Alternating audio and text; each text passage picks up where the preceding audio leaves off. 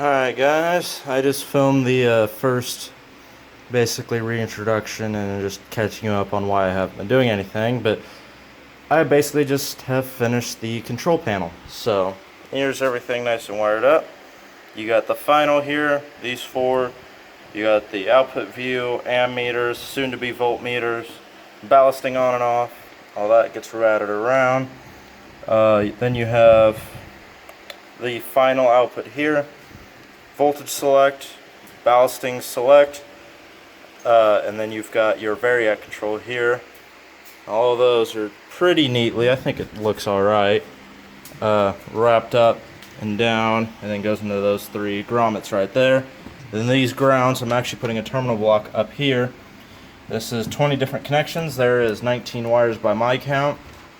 So I'll have one extra one to go down, and they are twins with a common bus bar in the middle connecting both of them. So then I'll run a ground from there down, and then that will connect up into the power supply. That one I still need to mount will go into this terminal block, which will be all the positives. So there's, for every single normally closed switch, so all the red contact switches are, as soon as you turn on the main power, they are going to light up. So those will have to go to constant 12 volt power supply. Also, this is not standard UL because this is not 24 volt control power. It's 12 volt control power. So another reason why it's not standard, and it's not UL. I don't know if UL matters by the voltage, but I'm pretty sure it does. But anyways, back to what I was on. So all the grounds here will go into there. I just need to route them down, put in more sticky feet, and clean up the bottom first. And then put ferrules on them all and put them in there, and then run a ground out. Go to the power supply, and then I need to bring all of these over here onto the bench. Move this, angle it so I can get all the wires up. Or if I need to, I'll set that up on the bench. And because I want to take the feet off of it anyways, the caster wheels, because they suck that it came with. One of them's broken, so it kind of just does that kind of motion. So I'm going to take off the caster wheels, so I may just bring it up, set it on the bench, and then so I can go ahead and connect up all of those. So that needs to go into the first one, and then I need to bring a bunch of wires from there, so all the ballasting, the final control, and that's about it. Needs to be routed into there, and then out of there needs to go into there, all those wires. For the main control, more cut circuitry needs to be redone again, and then all those number 10s you see, which, yeah, number 10's 30 amps, but under this short of run, they may be long down there, but once they get inside, they're going to be trimmed up by a lot. And it's only be about probably 5 or 6 feet, and I'm pretty sure I can squeeze 50 amps out of number 10 under that short of range, and they're not going to get too warm. So that's that. So that's all that done. So now I'm going to go ahead and get all these tied in, and so I can finish up the control box. So I can go and button all this up because it's all they're just quick latches, so it's easy to get access to. So I will catch back up with you guys once I get that done, so be back here in a minute. Alright guys, here we are. I get my cord unstuck. Just finished up all the button wiring. About time. So that's what all the control buttons will look like. So I know I've said this 1,000 times probably, and you completely understand the layout if you've seen all the other videos, but these four up here are the main. You got the output view. You've got the ballasting here, ballasting on off, ballasting select, so 1 amp, 2 amp, 3 amp, 50 amp. That's the only scale I got right now because it's the only transformers I got.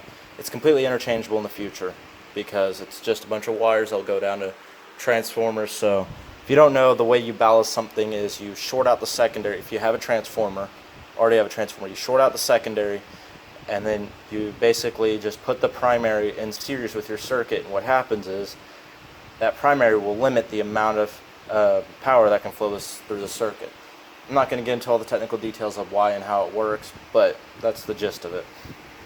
So that's the ballasting there. You got the variac control, variac up and down, variac hold enables, so if you want to, you can have the variac constantly climb. And then you got the deselect for that. You got the voltage range 120, 240, 480, and then you got the power output, so you have bust it, and then you got the latch. So if you want to bust something, you just need to make sure that that is off and the green one's not on, because it's latching. So just to be sure, you just press that, and then you just press that, and that'll turn on whatever voltage range you have selected. Now, if you want it on latch, you press that, and when you press that, it will latch it. And to delatch it, you can press that button, because it takes it out of latch mode, or you can press this button, which will unlatch just that part. And so voltmeters will be coming in, they'll be going there. So that's how everything looks. That's all of the wires, all the bundles of wire. That all needs to be wired up. So the inside looks like that. See if everything will focus.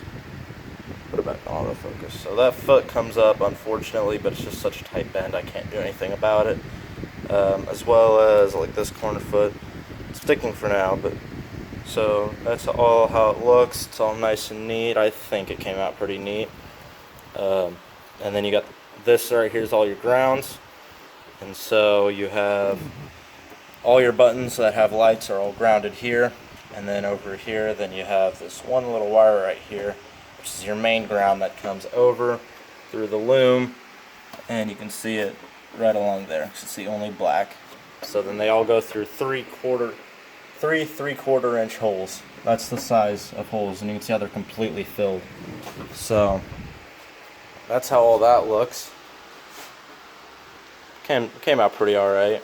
And closing it gets a wee bit stiff, because you know there's so many in there, but you just see I'll just like sit there and hold it. So if you really want it at an angle, you could literally just prop it open and it'll sit there and stay open for you. But you just give it a little bit more of a push, and then you just come over here on the back side and close the latches that are of course not cooperating right now.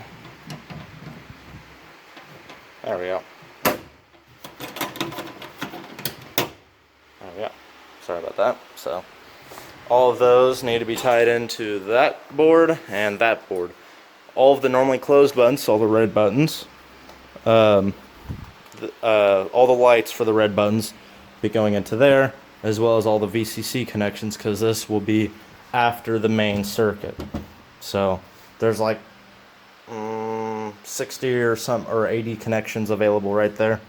So all that still needs wired in, but I'm going to call it a day for right here, because I do have problems with my foot. I have a collapsed left arch, and my right is perfectly fine, so it causes a lot of pain, and it's getting just worse. But so I try to spend as little time out here as I can, but I always end up enjoying this too much, so I end up being out here for hours at an end. So I've been down here for like 3-4 hours at this point.